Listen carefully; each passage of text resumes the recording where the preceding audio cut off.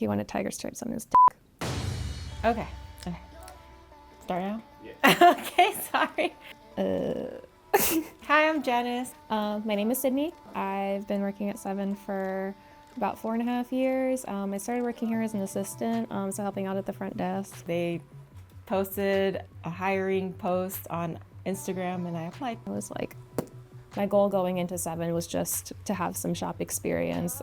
They're obviously like top-notch shop in the city, so I'm like, yeah, if I can at least work there doing something, then that's a good foot in the door to maybe hopefully regress to finally get to be a tattoo artist. I knew there was a possibility that it wouldn't lead to it, but I just wanted to get into the industry and learn as much as I could. But I did tell them up front that that's kind of where I wanted to go. So out of like high school and college, I just worked like a receptionist in a salon for maybe a year.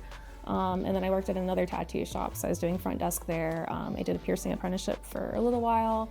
Didn't quite work out there, and then the next thing was hopping into Seven, so been here for a minute. Before I got this job, I was an art teacher in elementary school, and then I was also subbing at the schools around the district as well. So I've always done art, like throughout my whole life, ever since I was a little kid. I've always been an artist. I think I didn't know exactly what the tattoo world looked like. I thought it was kind of like the street shops, you know, like you kind of go in, you see the flash and whatever. I wasn't really exposed to tattoos until Ink Master came out. I would think I was like 14 when Ink Master first came out, and I saw that and I was just kind of amazed by it. But I remember watching like this like random YouTube video where this artist, he like made this custom piece, took him forever, and it was just like, oh, like tattoo is like crazy. So I kind of was interested in it. And then by the time I was like maybe 16, there were some tattoo conventions in town, so I started checking them out and just sort of fell in love with the culture, and it was just kind of a no-brainer. Yeah, my best friend was like, you know, why not? Why don't you go for it? And I'm like, okay, kind of stuck with me ever since then. What was the most surprising thing about being an assistant? Some of the requests that artists get are pretty freaking crazy. Kind of everything. Like there's things that you do that makes the job easier for a tattoo artist that you might not think about. So the guy had like a name right above his area, and apparently he had tiger stripes going around the whole thing, so he wanted the tiger stripes done. Like the emails and talking to clients before they even come in, like kind of hashing out those ideas. And then another tiger stripe to block out the name. He wanted tiger stripes on his dick. Long story short. The day-to-day, even just eating and like getting food for yourself when an artist is like working all day. So those things, like the lifestyle, like I kind of thought was pretty surprising to see like how it actually runs. What did a typical day as an assistant look like for you? So we had like different shifts, but basically come in, clean stuff, check in clients, answer emails, breakdowns and setups, book appointments, food runs, so that everyone's like fed and happy, checking up on everyone. And then as like the night kind of goes in, it's the closing duty. So a lot of really late nights. Some of our artists don't have keys, so I'd be stuck here until they were done tattooing, which is sometimes like 2, 3, 4 o'clock in the morning. And yeah, just being here, you know, being there to help the artists in whatever they need throughout their day to make their life easier, basically. What was your transition to being a tattoo artist like? So the transition was, how did it start? I felt a lot of relief just because I feel like it was something that I've been pushing towards for so long, for so many years of my life. And for it to finally be like, okay, now you're tattooing. Like, you're not doing shit at the front desk anymore. You're not like doing this. Like, you're focusing on getting clients in and tattooing them. And I don't know, that was just kind of, it was a fun transition. It's like we were assistants, and then Daniel said, okay, time to do some homework assignments. So we did, like, he had like all these tasks for us to complete, all these homework assignments. So we started with the circles, and then it went from that one to the next one to the next one. And then all of a sudden he said, okay, you're good to go. Go ahead and start bringing people in and start tattooing. And then from there, like, I don't even know, it's like a blur. It's definitely a little scary. Like, there's not like guaranteed like income. There's a lot of like, you know, the lack of knowing for sure that like, you know, I'm gonna go to work and this is what's gonna happen, and it's just always something kind of different. Now you're like tattooing, you're like your own artist, like you have to, like you're your own person kind of thing. I think that was kind of hard for me to transition to like really realize that this is it, you know? Kind of like directing yourself, because you know it is a self-motivated industry. So I think the most rewarding thing is seeing that people trust me. definitely getting to do the tattoo. They trust my art. They trust that I have the ability to do what they want. And it's on their skin forever. So I feel like that does require a lot of trust. And Seeing them like be super happy with like what you produced, and then realizing like, oh yeah, shit, that was me. I don't know, I personally wouldn't go to like just anybody to get tattooed. So the fact that people like will find me, see what I'm doing, and be like, yeah, I want that person to like mark me forever, I feel like that's really rewarding. Hello, what do you need?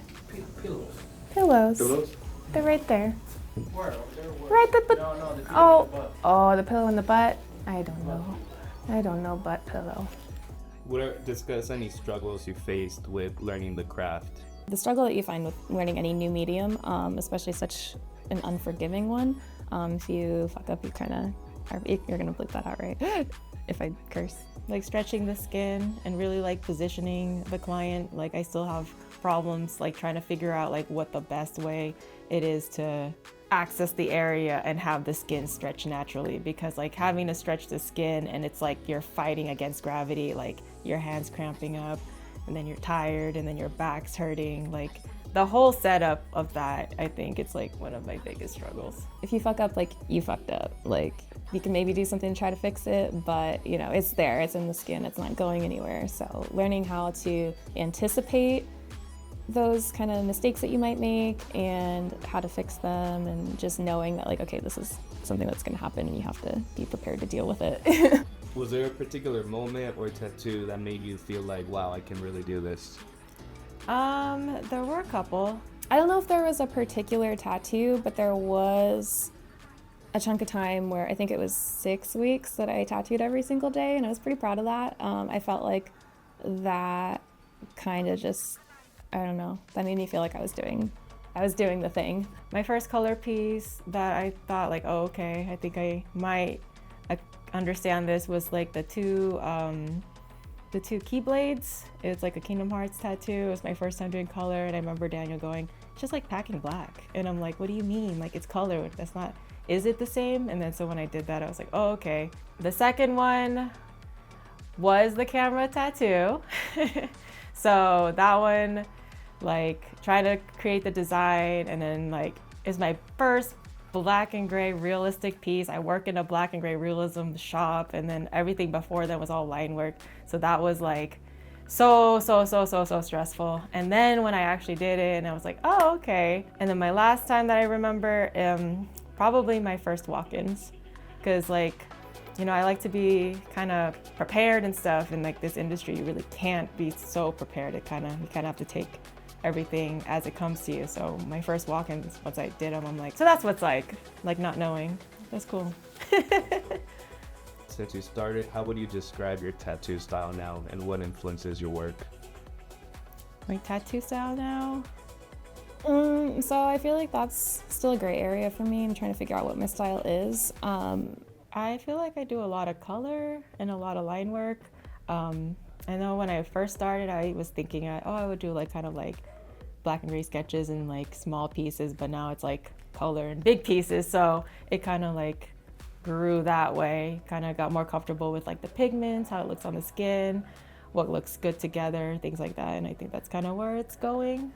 I want to do more dark and spooky stuff. I really like doing cute stuff too, so maybe like a combination of all that, kind of tie it in, acidify it. I really want to push myself to do thicker lines. I feel like I've been trying to incorporate thicker lines in my work, and I'll use like a bigger needle, and it still just looks so thin. So I want to figure out how to build up my lines more and just have like the really thick, like illustrative kind of line work that you see in a lot of neo-trad. What's your favorite tattoo you've ever done? Probably the Dark Magician Girl, just because I used to draw that as a kid. So it's kind of crazy to like actually tattoo it on someone, and like seeing like the evolution of like how my art style changed. One of my favorites is a spooky Coraline mouse. It's the little circus mouse on the ball from Coraline.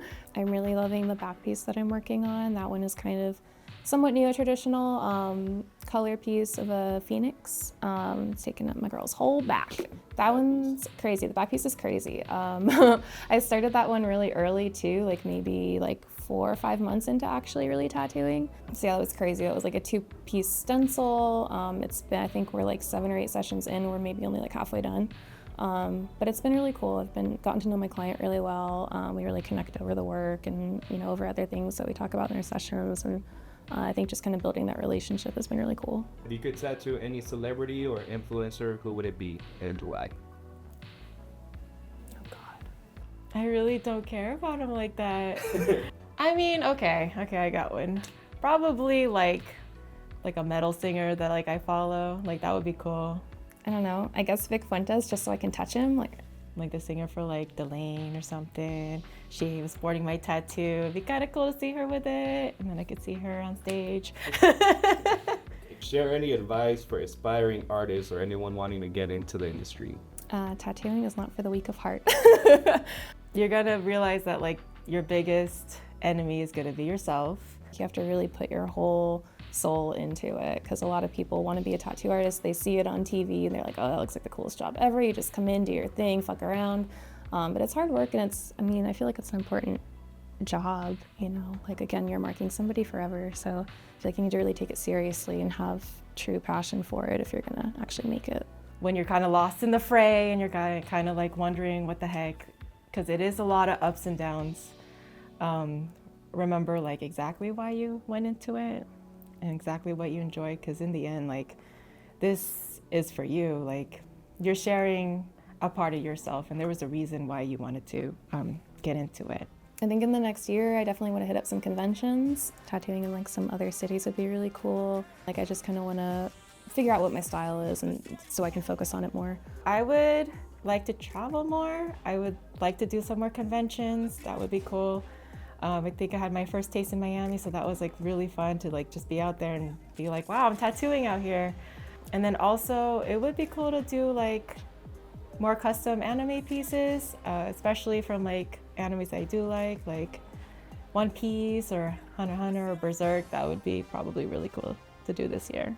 They can find me on Instagram at cryptid.tattoo or look up Sid Cryptid. My Instagram is J_ALYS. Wasn't too bad, right? I feel like I was flunking it.